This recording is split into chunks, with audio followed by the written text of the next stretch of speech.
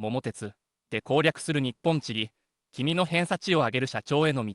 オープニング、遊びは学びの入り口だ。皆さん、こんにちは。勉強の調子はどうですか？机に向かって地図帳や教科書を広げるの、正直しんどい時もありますよね。そんな時、皆さんの手元にある最強の参考書に気づいていますか？そう、株式会社コナミデジタルエンタテインメントから発売されている桃太郎電鉄、昭和、平成、令和も定番、通称、桃鉄、桃鉄です。今日は、この桃鉄を単なるすごろくゲームとしてではなく、大学入試共通テストレベルの地理的思考力を養うためのツールとして再定義する特別講義をお届けします。これを聞き終わる頃には、皆さんがゲーム内で何気なく買っていた物件がすべて点数に見えてくるはずです。今回のテーマは、なぜそこにその物件があるのか。そこには必ず気候、地形といった地理的要因や戦争、貿易といった歴史的背景が存在します。モデルとなった実在の名店、いわゆる元ネタの紹介も交えながら、日本列島を北から南まで社長気分で旅していきましょう。それでは出発進行。第1章、東北地方、寒さと戦う知恵と食。まずは北海道、本州の玄関口、東北地方へ向かいましょう。ここは寒冷な気候と豊かな食文化の融合がテーマです。青森県弘前駅と黒石駅。まずは青森県弘前駅。ここに登場するアップルパイや、これ絶対に買いますよね。収益率も悪くない。でもなぜ弘前でアップルパイなんでしょうか？青森がリンゴの生産量日本一だから。はい、正解です。日本のリンゴの約6割は青森産です。でも地理の試験で点を取るならもう一歩踏み込みましょう。キーワードは例外に強い換金作物です。明治時代、政府は寒冷地に適した作物としてリンゴを推奨しました。特に津軽平野は岩木山の火山灰土壌で水はけが良く、涼しい気候と昼夜の寒暖差が果実の糖度を高めるのに完璧にマッチしたんです。ちなみにこのアップルパイ屋の元ネタは土手のコーヒー屋マンちゃん。なんと昭和4年創業、東北最古の喫茶店で太宰治も通ったというお店です。地理と文学が交差する場所、それが弘前なんです。そしてお隣、黒石駅の黒石焼きそば屋。これはつゆ焼きそばのことですね。元ネタはお食事処妙高。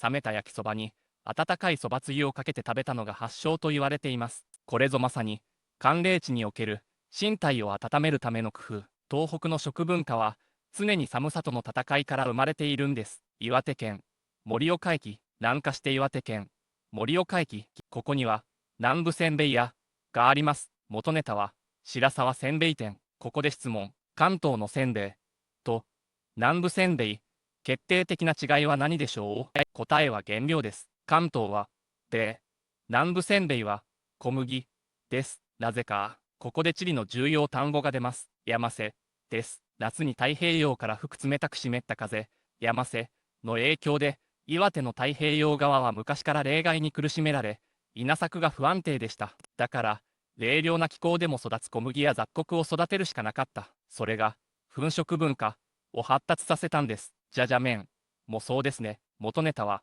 白龍、パイロン。戦後九万州から引き上げてきた人が持ち込んだ麺料理ですが、これも小麦文化という土台があったから根付いたと言えます。宮城県仙台駅と女川駅。宮城県仙台駅といえば牛タンや、元ネタは味の牛タン喜助など駅の牛タン通りにある名店たちです。これも歴史的背景があります。戦後の食糧難の時代、駐留米軍が残した牛のタンとテールをもったいないと活用したのが始まり、仙台は東北多大地の政令指定都市、支店経済都市として発展しました。忙しいビジネスマンや観光客が集まる駅中でさっと食べられるスタミナ食として定着したわけです。そして沿岸部女川駅の笹かまぼこや、元ネタは高政。女川は世界遺産大漁場の一つ、三陸沖に近い漁港です。親潮と黒潮がぶつかる潮目ですね。魚がたくさん取れすぎるとき、冷蔵技術がない時代はどうしたか。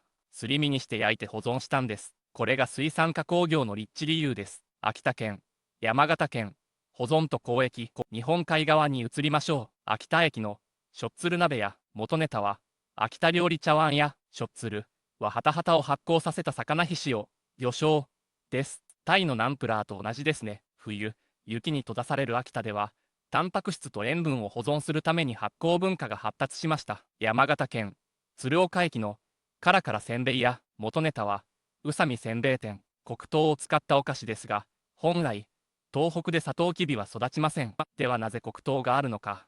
答えは、北前線、北前船です。江戸時代、北海道と大阪を結んだ日本海側の航路です。この船が、薩摩や琉球の黒糖を運んできた物件一つから、江戸時代の物流の大動脈が見えてくるロマンがありますよね。第2章、関東地方、産業の集積と宮古市のエネルギー。次は日本の心臓部、関東地方です。人口が多く、物件価格も高い。ここでのテーマは、産業の集積と宮古市機能です。栃木県、埼玉県、内陸の気候と交通、宇都宮駅の餃子屋、元ネタは、宇都宮民民、宇都宮が餃子の町になったのも、実は軍隊が関係しています。満州に駐屯していた師団が帰国して広めたんですね。そして気候、栃木県は内陸性気候で、夏は雷が多く暑い。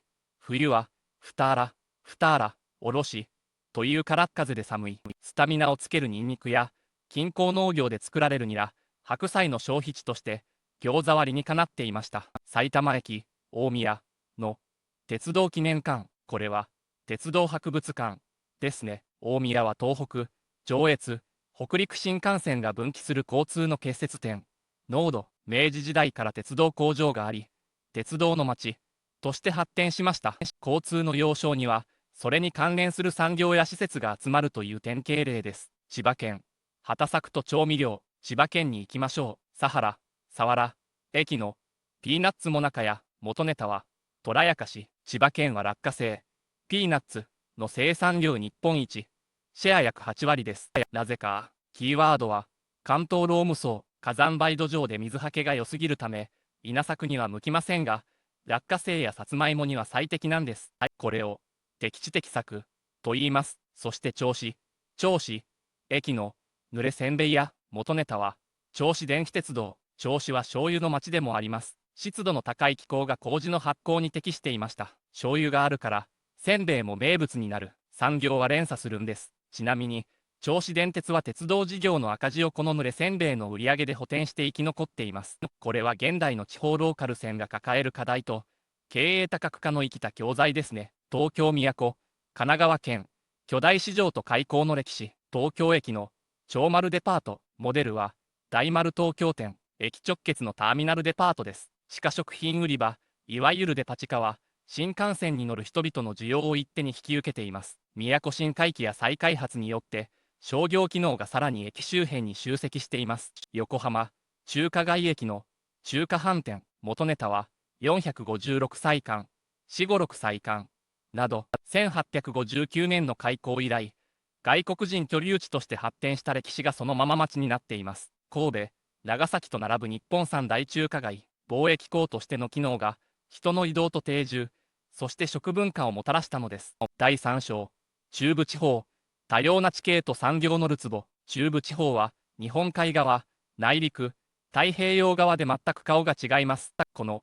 多様性がポイントです。北陸エリア、地形と伝統工芸、富山駅のブラックラーメンや元ネタは、西町大義、西町大輝、真っ黒で塩辛いスープ。これは戦後の復興期、肉体労働者の塩分補給のために考案されました。ご飯のおかずとして食べるラーメンなんです。そして、白エビバーガー。白エビは富山湾でしか商業的な漁が成り立ちません。なぜか、富山湾には、アイガメと呼ばれる急峻な海底谷があるからです。地形が生んだ奇跡の食材ですね。金沢駅のジブニ、料理や元ネタは、割烹、魚つね、など、鴨肉に小麦粉をまぶして煮るかが料理です。金沢といえば金箔、シェア 99% ですが、金箔作りには静電気を嫌う湿気が必要です。北陸のジメッとした気候が伝統工芸を支えました。東海エリア、ものづくりと発酵、名古屋駅の味噌にうどんや元ネタは山本屋。この地方の味噌は豆味噌、八丁味噌、高温多湿なこの地域で長期保存に耐えるように作られた味噌です。名古屋飯の味が濃いのは、この豆味噌文化がベースにあるからです。三島駅のうなぎや元ネタは、桜か、三島はうなぎの産地ではありません。でも有名。なぜか。答えは、富士山の伏流水です。溶岩の間を通って湧き出るきれいな水にうなぎを数日間さらして、泥臭さを抜くんです。自然環境が食品の付加価値を高める装置として機能している面白い例です。第4章。近畿地方。歴史の重みと食の都。歴史の中心。近畿地方。ここでは、伝統とブランドに注目です。三重県。ブランド取安式海岸。松阪駅の松阪牛や元ネタは、和田金。松阪牛は、未計算の黒毛和種の目牛という厳しい定義があります。もともとは農耕用だった牛が、明治以降に食肉用として改良され、高級ブランド化しました。農業のブランド化戦略の成功例です。伊勢駅のテコネ寿司や元ネタは、寿司久、カツオをタレに漬け込んで酢飯に混ぜた漁師飯です。志摩半島はリアス式海岸で漁業が盛ん。忙しい漁の合間に手でこねて食べたのが始まり、地形が食のスタイルを決めたわけです。大阪府、京都府、商人と門瀬町、大阪駅のイカ焼きや元ネタは阪神百貨店のスナックパーク。大阪の粉もん文化は天下の台所として食材が集まり、せっかちな商人が安く早く食べるためのファストフードとして発達しました。京都駅の炙り餅や元ネタは今宮神社の飾りや、これは門瀬町、門前町の典型です。疫病の家の神社で厄除けの餅を売る宗教的機能と商業的機能が一体化しています。第5章。中国、四国地方。瀬戸内の光と影。中国、四国地方は瀬戸内海を挟んだ産業と気候の対比がテストに出ます。岡山県、広島県、瀬戸内工業地域と農業。岡山駅のきびだんごや元ネタは、広栄堂。岡山は晴れの国、降水量が少なく日照り時間が長い瀬戸内気候です。だから桃やぶどうなどの果樹栽培が盛ん。果樹王国ですね。きびだんごも、もともとは穀物のきびを使っていました。日清、日生、駅のかきおこやかき入りお好み焼きです。広島が有名ですが、岡山も牡蠣の生産量は全国3位。瀬戸内海は波が穏やかで、川から栄養が流れ込むので養殖、いかだ水化式に最適なんです。広島県、呉、呉、駅のぬるい冷麺や元ネタは、珍奇の木。呉はかつて東洋一の軍港でした。戦艦大和もここで作られました。海軍カレーや独自の麺文化は、軍港としての歴史、そして重工業都市としての発展と切り離せません。島根県、神話と茶の湯。日本海側、松江駅のボテボテ茶や元ネタは、千鳥茶や松江藩主、松平不昧、公が茶人だったため、松江では庶民にもお茶の文化が浸透しています。ボテボテ茶は具材を入れて泡立てて飲む珍しいお茶。城下町の文化レベルの高さがうかがえます。第6章。九州地方。火山の恵みとアジアへの窓。最後は九州地方。キーワードは、火山と貿易です。福岡県、長崎県。玄関口としての歴史。門司港。駅のバナナ洋館や明治から昭和初期。門司港は台湾バナナの輸入拠点でした。熟しすぎたバナナを早く売りさばくために生まれたのが、バナナのたたき売り。あの工場は、貿易港の喧騒から生まれたんです。長崎駅のシースケーキやトルコライスや江戸時代の鎖国中、唯一の窓口だった長崎には砂糖が大量に入ってきました。このルートは、シュガーロードと呼ばれます。カステラなどの甘いお菓子文化は、ここから全国へ広がったんです。大分県、宮崎県、火山灰土壌の克服。大分、湯布院エリアの団子汁や九州、特に内陸部は火山灰土壌が多く、水田よりも畑作が中心でした。だから米ではなく小麦を主食とする粉食がここでも見られます。団子汁は土地の制約が生んだ知恵です。宮崎駅の肉巻きや元ネタは元祖肉巻き本舗。宮崎や鹿児島に広がるしらす大地。水はけが良すぎて稲作には不向きですが、さつまいもや茶、そして畜産の飼料生産には使えます。だから南九州は日本有数の畜産王国になりました。肉巻きおにぎりは豊富な豚肉資源あってこそのグルメなんです。第7章。桃鉄システムから学ぶ地理と歴史。物件だけではありません。桃鉄のシステムそのものが地理の教科書になっています。歴史ヒーロー。特定の駅を独占すると現れる歴史ヒーロー。浜松駅の徳川家康氏は、収益率を2倍にします。これは江戸幕府の安定が経済発展をもたらしたことの象徴。名古屋駅の織田信長は、他人のカードを破壊します。旧体制を打破した破壊と創造のカリスマ性を表しています。熊本駅の加藤清正は、虎に翼で到着金を増やします。彼は築城の名手であり、干拓事業で熊本を豊かにした土木の神様でもあります。彼らの能力は、実際の歴史的業績に基づいているんです。特殊駅の配置。北海道の襟裳と沖縄の那覇付近にあるダビング駅。なぜこの2カ所なのか。それは日本の端と端だからです。ここに行くためには長距離移動が必要になる。プレイヤーは移動しながら日本列島がいかに南北に長い弓状の島国であるかを身をもって体感することになります。エンディング。